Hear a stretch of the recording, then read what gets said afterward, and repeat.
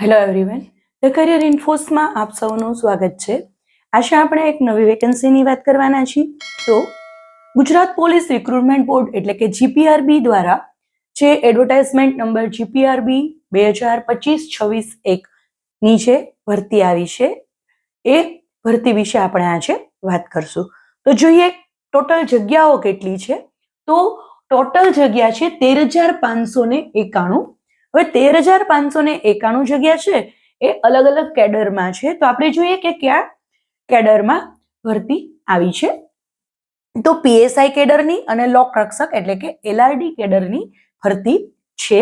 બંને મળીને total 13,591 post ઉપર ભરતી થવા જઈ રહી છે. હવે આપણે વાત કરીએ કે જો તમે ઓનલાઈન ફોર્મ ભરવા માંગો છો, એટલે કે તમે જો રજીસ્ટ્રેશન કરવા માંગો છો તો તમારે કેવી રીતે કરવાનું? તો કે એપ્લિકેશન મોડ તમારો ઓનલાઈન રહેશે વાયા ઓજસ. ઓજસની વેબસાઇટ ઉપર જઈને તમારે એપ્લિકેશન કરવાની રહેશે.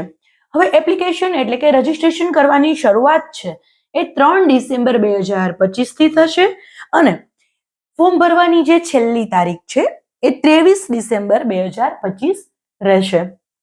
હવે તમારે એપ્લિકેશન કરવા માટે કઈ વેબસાઇટની ઉપયોગ કરવાનો રહેશે? તો ઓફિશિયલ વેબસાઇટ છે ફોર્મ ભરવા માટે. બંને કેડરના ફોર્મ અહીંયા જ તમારે ભરવાના રહેશે. તો આપણે જોઈએ વેબસાઇટ. તો વેબસાઇટ છે ojas.gujarat.government.in gprb.gujarat.government.in ઉપર તમારે જઈ અને ઓનલાઈન રજીસ્ટ્રેશન કરાવવાનું રહેશે. હવે જોઈએ આપણે આગલી ડિટેલ્સ. તો કે પીએસઆઈ કેડર એટલે કે પોલીસ સબ ઇન્સ્પેક્ટર છે, એને આ કેડરની અંદર કેટલી અલગ અલગ વેકેન્સીઓ છે, કેટલી અલગ અલગ જગ્યાઓ છે. તો અનઆર્મ્ડ પોલીસ ઇન્સ્પેક્ટર એટલે કે બિન હથિયારધારી જે પીએસઆઈ છે એની 659 જેટલી જગ્યાઓ છે. આર્મ્ડ પોલીસ સબ ઇન્સ્પેક્ટર એટલે કે હથિયારધારી પીએસઆઈ છે એની 129 જેટલી જગ્યાઓ છે. જેલર ગ્રુપ 2 છે એની 70 જેટલી જગ્યાઓ છે. ટોટલ કરીએ તો પીએસઆઈ કેડરની 858 જેટલી જગ્યાઓ છે, જેના વિશે એટલે કે જેના માટે તમારે લોકોને ઓનલાઈન એપ્લિકેશન કરવાનું રહેશે. હવે આપણે જોઈએ લોકરક્ષક કેડર છે એટલે કે કોન્સ્ટેબલ અને જેલ સિપાહી છે એની કેટલી જગ્યાઓ છે અને કઈ અલગ અલગ એની અંદર જે પોસ્ટ આવે છે, એના જે પેટા વિભાગ આવે છે એના વિશે વાત કરીએ તો અનઆર્મ્ડ એટલે કે બિન હથિયારધારી પોલીસ કોન્સ્ટેબલ છે એની ટોટલ 6,942 જેટલી જગ્યાઓ છે. આર્મ્ડ એટલે કે હથિયારધારી પોલીસ કોન્સ્ટેબલ છે એની 2,458 જેટલી જગ્યાઓ છે. આર્મ્ડ પોલીસ કોન્સ્ટેબલ એસઆરપીએફ છે એની 3,002 જગ્યાઓ છે. જેલ સિપાહી મેલ એટલે કે જે પુરુષો છે એ જેલ સિપાહીમાં ફોર્મ ભરી શકશે 300 જગ્યા ઉપર, અને ફિમેલ છે એટલે ફિમેલ અને મેટ્રોનની જે જગ્યાઓ છે જેલ સિપાહીમાં એ 31 જગ્યાઓ એટલે કે 31 પોસ્ટ છે એ જેલ સિપાહીમાં ફિમેલ માટે છે. આપણે ટોટલ વાત કરીએ તો લોકરક્ષક કેડરની કોન્સ્ટેબલ અને જેલ સિપાહી બે થઈને 12,733 જેટલી જગ્યાઓ ઉપર ભરતી થવા જઈ રહી છે. હવે આપણે જોઈએ શૈક્ષણિક લાયકાત એટલે કે તમારું એજ્યુકેશન ક્વોલિફિકેશન શું હોય તો તમે ફોર્મ ભરી શકો. તો જો તમે પીએસઆઈ કેડરમાં ફોર્મ ભરવા માંગતા હોય તો તમે માન્ય યુનિવર્સિટી એટલે કે સરકાર માન્ય યુનિવર્સિટીમાંથી સ્નાતક થયેલા હોવા જોઈએ, એટલે કે તમારી પાસે બેચલરની ડિગ્રી હોવી જોઈએ. એ પછી આર્ટ્સ, કોમર્સ, સાયન્સ કોઈ પણ વિષયની અંદર તમે સ્નાતક કમ્પ્લીટ કરેલું હોવું જોઈએ, એટલે કે તમારે સ્નાતકની ડિગ્રી આવી ગયેલી હોવી જોઈએ. બીજી વાત કરીએ આપણે લોકરક્ષક કેડરની. તો લોકરક્ષક કેડર છે એ 12 પાસ ઉપર છે, એટલે કે તમે 12મું ધોરણ પાસ કરેલાનું સર્ટિફિકેટ તમારી પાસે હોવું જોઈએ. તો તમે લોકરક્ષક કેડરની અંદર કોઈ પણ જે અંદરની પોસ્ટ છે એમાં ફોર્મ ભરી શકશો. ફરીથી પીએસઆઈ કેડરમાં ફોર્મ ભરવું હોય તો તમે સ્નાતક હોવા જોઈએ, એટલે કે તમારું ગ્રેજ્યુએશન કમ્પ્લીટ થયેલું હોવું જોઈએ, એ પછી કોઈ પણ સબ્જેક્ટમાં હોય.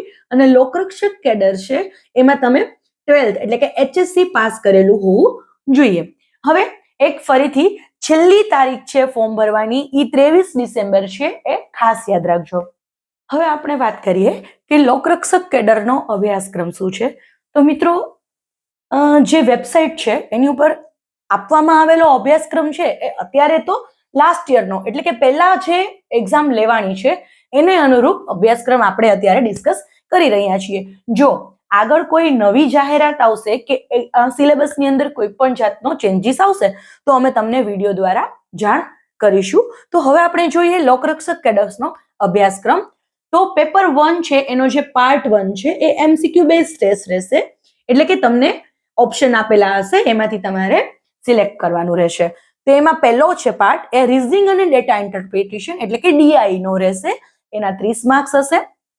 કોન્સ્ટિટ્યુટ એપ્ટિટ્યુડ એના 30 માર્ક્સ એટલે કે મેથ્સ રીઝનિંગ ને લગતા તમને એની અંદર તાર્કિક ક્વેશ્ચન્સ પૂછવામાં આવશે, એના 30 marks. Comprehension in Gujarati language એટલે કે તમને એક ફકરો આપવામાં આવેલો હશે અને એ ફકરાની અંદરથી તમને ક્વેશ્ચન પૂછવામાં આવેલા હશે, એ તમારે ક્વેશ્ચનના જવાબ છે એ ફકરાની અંદરથી આપવાના રહેશે. તો એના 20 માર્ક્સ છે. ટોટલ આપણે જોઈએ તો પાર્ટ એ એટલે કે પહેલો પાર્ટ છે પેપર 1 નો, એના ટોટલ 80 માર્ક્સ રહેશે. હવે આપણે આગળનો ડિસ્કસ કરીએ. હવે આપણે જોઈએ પાર્ટ બી છે. તો કે પેપર 1 નો જે પાર્ટ બી છે એ પણ તમને MCQ ટેસ્ટ જ લેવામાં આવશે.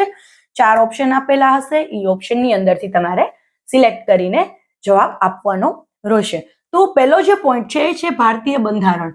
બંધારણની અંદર તમારે ઉદ્ભવથી માંડીને અત્યાર સુધીના જેટલા પણ ચેન્જીસ છે, જે નવા નવા નિયમો છે, નવા નવા કાયદાઓ છે, એ બધાને અંદર લઈ લેવાના રહેશે. એના 30 માર્ક્સ છે. મિત્રો 30 માર્ક્સનું તો ખાલી બંધારણ જ પૂછવામાં આવે છે. બીજો જે સબ્જેક્ટ છે એ છે જનરલ નોલેજ, કરંટ અફેર અને વિજ્ઞાન અને ટેકનોલોજી.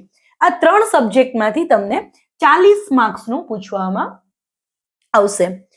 હવે આપણે જોઈએ ત્રીજું તો કે ઇતિહાસ એટલે કે હિસ્ટ્રી, સાંસ્કૃતિક વારસો અને ભારત અને ગુજરાતની ભૂગોળ. હવે આ 3 સબ્જેક્ટ છે એની અંદરથી તમને 50 માર્ક્સના ક્વેશ્ચન પૂછવામાં આવશે. ટોટલ આપણે જોઈએ તો પહેલો પાર્ટ હતો એના 80 માર્ક્સ હતા અને બીજો પાર્ટ છે એના 120 માર્ક્સ, એટલે કે ટોટલ પેપર 1 છે એ તમારું 200 માર્ક્સનું રહેશે. બેયના તમે એડ કરો એટલે 120 પ્લસ 80 કરીએ એટલે 200, એમ તમારું જે પહેલું પેપર છે એ 200 માર્ક્સનું રહેશે. મિત્રો આ જે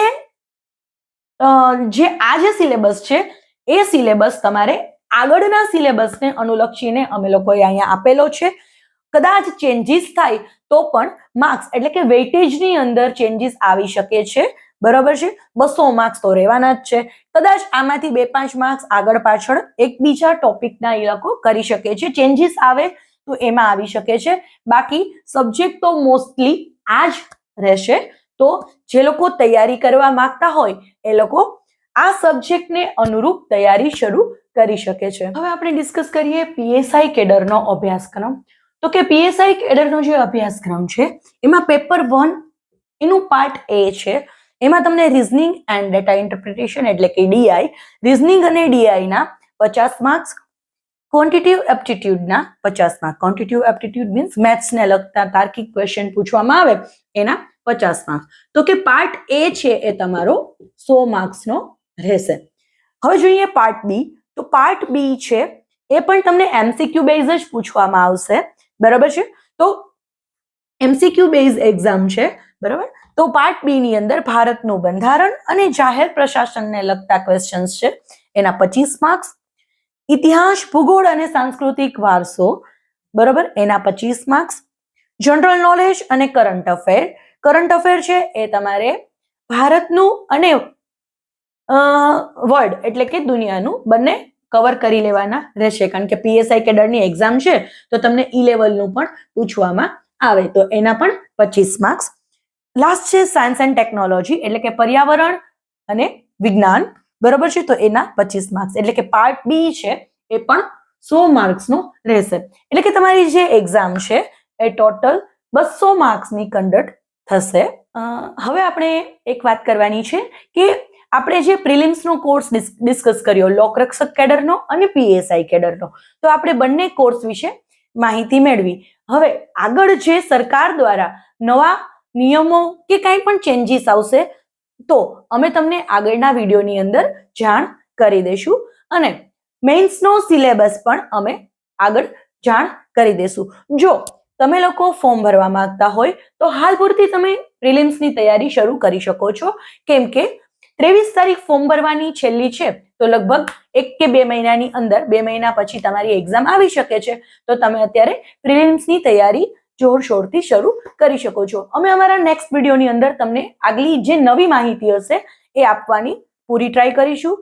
જો તમને અમારો વિડીયો પસંદ આવ્યો હોય અને અમારો વિડીયો તમને મદદરૂપ થતો હોય તો પ્લીઝ અમારી ચેનલને સબસ્ક્રાઇબ કરો, અમારા વિડીયોને લાઈક કરો અને વધારેમાં વધારે પબ્લિક સુધી પહોંચાડવાની ટ્રાય કરો કે જેથી અમારી ચેનલ પણ આગળ વધે અને તમને પણ અમે સારા વિડીયોઝ પહોંચાડી શકીએ અને માહિતી આપી શકીએ. Thank you so much.